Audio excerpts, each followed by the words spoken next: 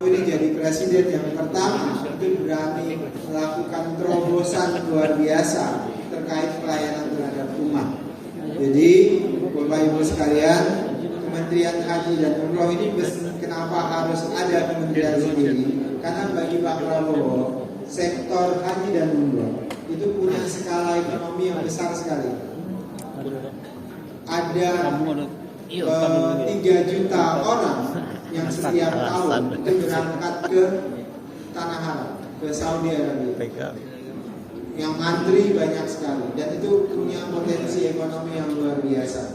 Ada 40 triliun perputaran duit di sektor perhajian di Indonesia dan itu cukup besar. Belum lagi pelayanan haji selama ini itu menjadi isu sensitif karena banyak sekali, saya sering sebutnya kartel-kartel haji, orang-orang yang memanfaatkan sektor haji itu untuk kepentingan mereka.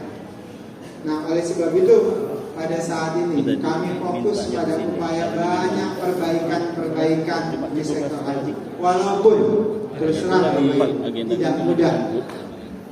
Kami ini sekarang masih disibukkan pada institusionalisasi, pembenahan kelembagaan sampai dengan proses persiapan penyelenggaraan. Jadi masih banyak yang tidak sempurna.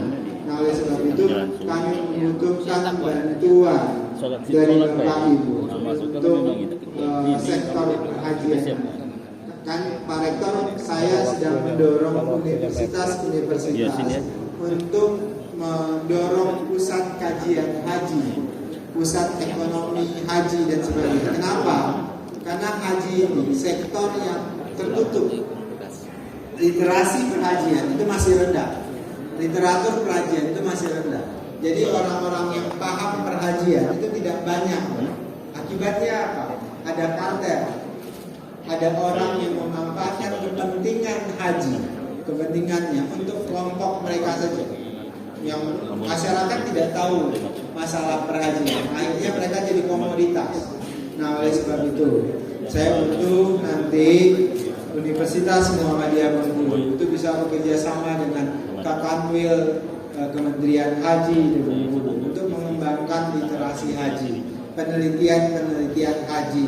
Maka agaknya nanti mahasiswa kita misalnya di Fakultas Ekonomi dan Bisnis, misalnya di Fakultas Agama ada, Fakultas Agama itu kemudian mengembangkan riset haji, karena riset haji itu nanti akan membuat kajian tentang perhajian itu makin terbuka, sehingga orang lebih banyak belajar tentang haji, orang lebih banyak belajar tentang unsur ekonomi haji, orang juga lebih banyak bicara tentang kebangsaan haji. Bapak bangsa itu para haji. Coba lihat, Haji Hasanuddin itu haji. Jadi dulu kalau orang sudah naik haji, pulangnya itu jadi tokoh bangsa. Mereka melakukan perubahan, mabrur, punya manfaat bagi lingkungan. Haji Omar Said Cokro Aminoto itu begitu juga. Haji Agus Salim, Haji Ahmad Dahlan, Haji Hasim Asari, semua tokoh-tokoh haji itu menjadi simbol-simbol kebangkitan bangsa.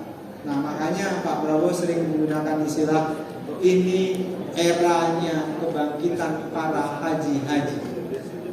Kebangkitan para haji-haji itu baik dari sisi spiritualitas, baik dari sisi ekonomi, baik dari sisi kebangsaan. Ini momentum yang baik untuk kemudian bisa mengembangkan sektor perhajian ini sebagai simbol ekonomi, simbol spiritual, juga simbol kebangsaan. Dan mudah-mudahan bisa dibantu nanti oleh Pak Rektor, bisa bekerja sama dengan Kakanwil Haji dan apalagi beliau ini alumni UM Bengkulu. Ya. Masih segar lagi, masih, dan beliau beruntung kan, belum tentu juga kalau beliau dari di Kementerian Agama, kalau nggak ada Kementerian Haji bisa jadi Kakanwil, Pak. Sekarang kantornya lebih besar daripada Kakanwil Kementerian Agama, karena kantornya 4 hektar, yaitu di Asrama Haji. Sekali lagi terima kasih dari saya untuk Bapak Ibu semuanya. Saya ingin tutup dengan pantun.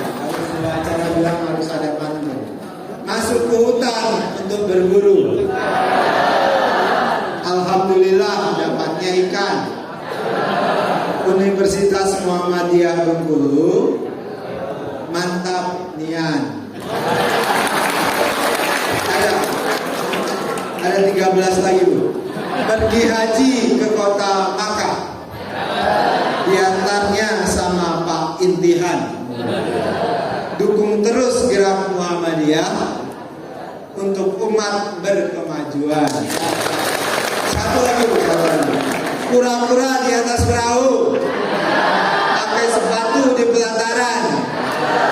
Apalah Tuhan yang bersinar itu, UM Bengkulu yang terdepan dan mencerahkan.